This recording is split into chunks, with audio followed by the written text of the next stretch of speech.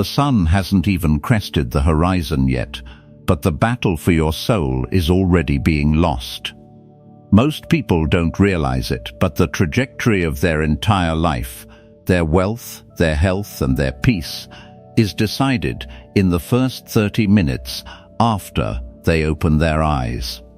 There is a quiet, invisible thief that enters your room the moment you wake up. It doesn't steal your money or your jewelry, it steals something far more valuable, your agency. It steals your ability to choose who you are going to be today. Think about your typical morning. You wake up to a jarring alarm, a sound that immediately puts your nervous system into a state of fight or flight. Your heart rate spikes. Your cortisol levels surge. Before you have even taken a full, conscious breath, your hand reaches for that glowing rectangle on your nightstand. Within seconds, you are flooded with the opinions of strangers, the tragedies of the world, the demands of your boss, and the curated fake perfections of people you barely know. You are drifting. You have allowed the world to pour its chaos into your mind before you have even found your own center. The Stoic philosopher Epictetus once said, "Control your perceptions. Direct your actions rightly. Willingly accept what's outside your control."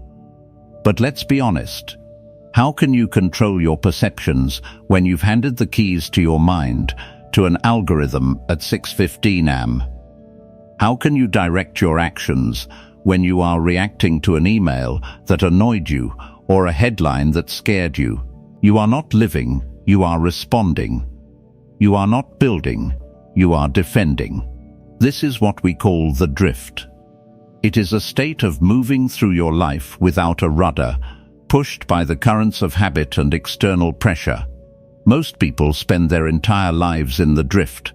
They wonder why they feel anxious, why they feel like they are working hard but getting nowhere, and why success feels like a ghost they can never quite catch. It's because they have no morning foundation. They have no fortress. Imagine a man who wakes up and immediately starts running, but he has no map, his shoes aren't tied, and he's looking backward. That is the modern morning. We are going to change that today.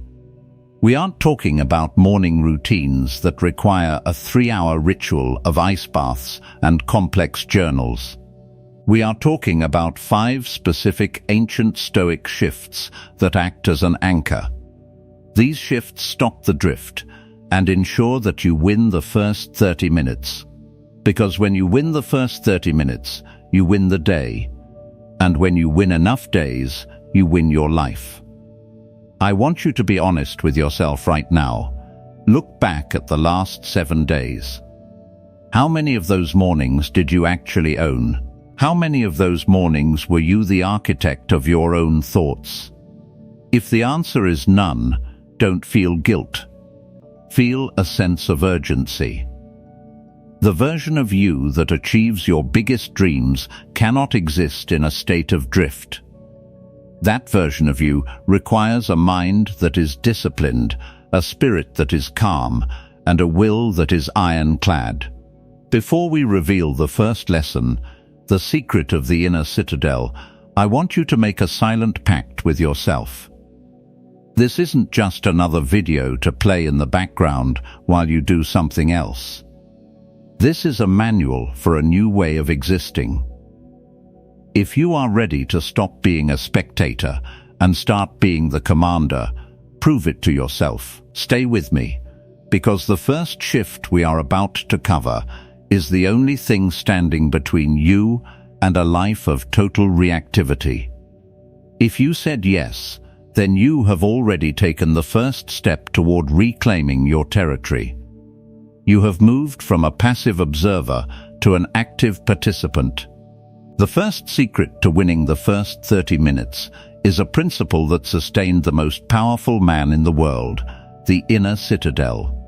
This concept was made famous by the Roman Emperor Marcus Aurelius. Think about his position. He wasn't just a philosopher in a library. He was leading an empire facing relentless wars, devastating plagues, and betrayal from his closest allies. Yet, his journals reveal a man who remained remarkably still. He realized that his greatest struggle was not on the battlefield, it was within the four walls of his own mind. Aurelius believed that the mind should be like a fortress. But here is the problem. When you wake up, your fortress is vulnerable. The gates are open. The walls are not yet manned. If the first thing you do is check your phone, you are effectively allowing a barbarian invasion before you've even put on your armor. You are letting the noise of the world occupy your throne. To win the day, you must learn to man the walls before you engage with the outside world. Most people think that productivity is about doing more. Stoicism teaches us that true power is about being more. It's about the quality of the vessel that is doing the work. If your vessel is cracked and leaking energy because of early morning anxiety, it doesn't matter how much success you pour into it, it will never be full. Your first task upon waking is to seal the cracks. This starts with a period of sacred silence. In our modern world, silence is treated as a luxury or an awkward void to be filled with podcasts and music. In Stoicism, silence is a necessity. For the first 10 minutes of your window, do not speak, do not listen, do not consume. Instead, practice what the Stoics called prosoche, extreme mindfulness or attention. Sit with the weight of your own existence. Breathe into the reality that this day was not guaranteed to you. Statistically, thousands of people did not wake up this morning. You did. That realization alone should shift your energy from "I have to do this" to "I get to do this." When you sit in this silence, you are not just doing nothing. You are observing the drifting thoughts that try to pull you away. You will feel the itch. You will feel the urge to check a notification or solve a problem that hasn't happened yet. Observe that urge. Don't judge it, but don't follow it. By refusing to react to your first impulse of the day, you are training your brain that you are the commander, not your instincts. You are setting a standard that your internal peace is more important than the world's urgency. Think of it this way. A captain of a ship doesn't start the engines and head into a storm without first checking the compass and the hull. Your first 30 minutes are your pre-flight check. If you find that your mind is racing with what-ifs, use the technique of objective representation. Strip the event of its emotional clothing. A meeting is just people talking in a room. A bill is just numbers on a screen. By looking at things objectively in the silence of your citadel, you prevent your imagination from turning a ripple into a tsunami. The goal here is to build a mental space where no external event can disturb your core. If you start your day with this fortress mindset, when the inevitable chaos of the afternoon hits, you won't break. You will simply retreat into the citadel you built at 6:90 am. But be warned, a fortress is useless if it's built on a foundation of lies. In the next part, we're going to look at the dark shield of Stoicism, a technique that sounds negative, but is actually the key to becoming unshakable. You've built your silence. You've manned the walls of your inner citadel.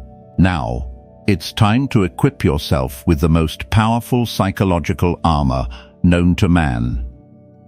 It's a technique that sounds counterintuitive to the positive vibes-only culture of today, but it is the secret weapon of the world's most resilient leaders. It is called Premeditatio Malorum, or the premeditation of evils. Most people spend their first 30 minutes daydreaming about a perfect day where everything goes their way, or they avoid thinking about the day at all. They live in a fragile bubble of optimism. Then, the moment a car cuts them off in traffic, or a client cancels a contract, their peace shatters. They spend the rest of the day in a reactive tailspin because reality didn't match their delicate expectations. The Stoic does the opposite. During your morning window, after you have found your silence, you must spend 3 to 5 minutes deliberately visualizing what could go wrong. Seneca, one of the wealthiest and most influential Stoics in history, warned us, "The man who has anticipated the coming of troubles takes away their power when they arrive." This isn't about being a pessimist. It's about being a strategist. In the safety of your mind, see the difficult boss. Feel the frustration of the delayed train. Anticipate the person who will be rude to you for no reason. Why do we do this? Because surprise is the greatest ally of stress. When you have already met these challenges in your morning fortress, they lose their sting. When the rude person actually shows up at 2 p.m., you don't react with anger. Instead, a voice in your head says, "I already saw you this morning. I was expecting you." You move from a state of shock to a state of execution.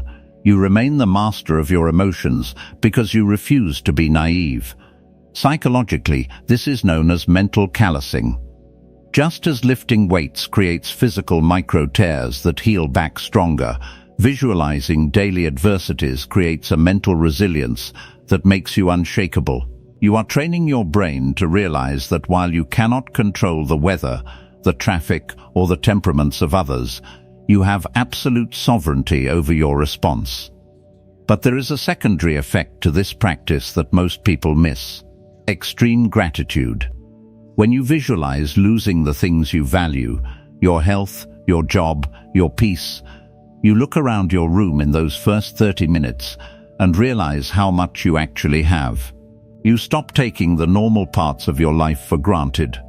You realize that not having a disaster today is actually a massive win. So, in your first 30 minutes, don't just hope for the best. Prepare for the reality. Ask yourself, what is the most difficult thing I might face today? How would the highest version of myself handle it? By answering those questions at 6:30 am, you are effectively pre-ordering your behavior. You are taking the chance out of your character. You aren't hoping you'll be patient, you've already practiced it. Success is often just the ability to remain calm while everyone else is losing their cool. That calm isn't a gift, it's a craft forged in the first 30 minutes, when you decide to look the storm in the eye before it even reaches your shore. You are no longer drifting with the wind, you are the one who has already set the sails. Now that your mind is armored, we must address the body. If your mind is a fortress, but your body is a lazy occupant, the structure will eventually fail. Your mind is now armored, but a warrior's armor is useless if the warrior himself is paralyzed by indecision. The fourth secret to winning the first 30 minutes involves the dichotomy of control applied to your immediate physical environment. Most people start their day by worrying about things they cannot influence: the global economy, the weather, or what happened on the news overnight. This is a massive leak of mental energy. To stop the drift, you must direct your energy exclusively toward what we call the direct path. The direct path is a commitment to taking immediate physical ownership of your surroundings. In your first 30 minutes, there is a temptation to plan and think without actually doing. This creates a mental fog where you feel busy but remain stationary. The Stoic realizes that the soul is dyed by the color of its actions. Therefore, you must perform small, disciplined physical acts that signal to your subconscious that you are the master of your reality. Marcus Aurelius once wrote to himself, "At dawn, when you have trouble getting out of bed, tell yourself, 'I have to go to work.'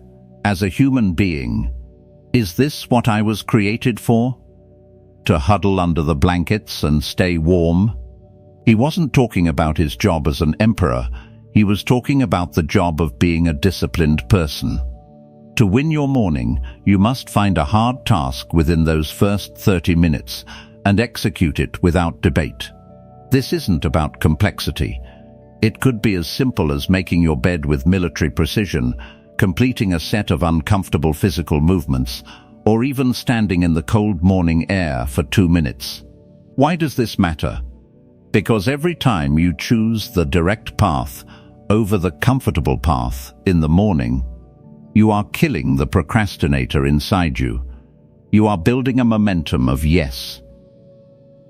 When you spend your first 30 minutes negotiating with yourself, thinking, 5 more minutes or I'm too tired, at a deep level, you are losing trust in your own word. You are telling your brain that your momentary desires are more important than your long-term duties.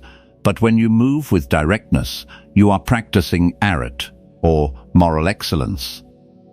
You are aligning your physical body with your higher will. Imagine 2 people starting their day. One spends 30 minutes scrolling and thinking about what they need to do, feeling the weight of the day grow heavier with every passing second. The other spends 30 minutes in focused, direct action, hydrating, moving, and organizing their space. By 7 true am, the second person has already won 5 small battles. They have a proof list of successes before the world has even started its engine. This isn't about hustle culture. It's about internal integrity. If you say you want a successful life, but you cannot even control your own hands and feet in the first 30 minutes of the day, you are living a lie. The Stoic path is the path of the doer. You must treat your morning actions as a ritual of self-respect. Identify the easy way and the right way for your first 30 minutes. The easy way is the phone, the snooze button, and the mental drift. The right way is the direct path. Choose the task that requires the most discipline first. By doing so, you aren't just cleaning a room or moving your body, you are sharpening your mind like a blade. But there is a final layer to this discipline. It's the shift from the I to the we. Because a Stoic who only cares about his own routine is just a well-ordered hermit. By reaching this point, you have committed to a level of discipline that 99% of the world avoids. You've built your fortress, armored your mind, and taken ownership of your body. Now we move to the secret that provides the fuel when your willpower runs dry. It is the realization of social responsibility, or what the Stoics called oikaisis. This is the mental shift from how do I feel this morning to who do I need to be for the world today. Most people are trapped in a self-centered morning. Their internal dialogue is small and suffocating. I'm tired. I don't want to go to work. I need more sleep. This dialogue is a prison of the ego. It makes the morning feel heavy because the only thing you are carrying is your own comfort. The Stoic, however, understands that we are part of a larger hive. We are limbs of the same body. To win your first 30 minutes, you must connect your morning efforts to a purpose that is bigger than your own skin. In his private journals, Marcus Aurelius reminded himself that he didn't wake up just to be comfortable. He woke up to perform the work of a human being. During your 30-minute window, you must spend a few moments identifying your sacred burden. Who is counting on you today? Is it your children, your team, your community, or perhaps it is the future version of yourself, the one who is waiting for you to build the life they deserve? When you attach your morning discipline to the service of others, your tiredness loses its power. It is easy to let yourself down. You can negotiate with your own dreams and find excuses to stay under the blankets, but it is much harder to let down the people who depend on your strength. By spending a moment in the morning thinking about how your excellence will benefit others, you transform your routine into a mission. Psychologically, this shifts you from a survival mindset to a legacy mindset. In survival mode, you are just trying to get through the day, which makes you prone to the drift. In legacy mode, you are building a temple. Every small act, drinking that water, avoiding that phone, sitting in that silence, becomes a brick in that temple. You realize that if you show up weak, distracted, and reactive, you are failing the people you love. You are giving them a lesser version of yourself than they deserve. Think of your first 30 minutes as the time you armor up for the sake of the people you serve. You are not just calming your mind for your own peace. You are doing it so you can be a pillar of strength when your colleague is panicking. You are not just moving your body for your own health. You are doing it so you have the energy to show up fully for your family when you get home. This sense of duty is the ultimate antidote to the snooze button. It is the fuel that keeps the fire burning when motivation evaporates. Motivation is a feeling that comes and goes like the wind. Duty is a rock. It stays. When you win your morning for the sake of others, you find a level of power that the self-indulgent will never know. Ask yourself this morning, if I am the best version of myself today, whose life gets better? Hold that image in your mind for 60 seconds. Let it settle into your bones. You aren't just a person waking up in a room, you are a vital part of a grand design, and you have a role to play that no one else can fill. To drift is to abandon that post. To win the morning is to report for duty. You have journeyed through the fortress of the mind, the preparation for battle, and the discipline of action. Now, we reach the final and most vital secret to winning the first 30 minutes,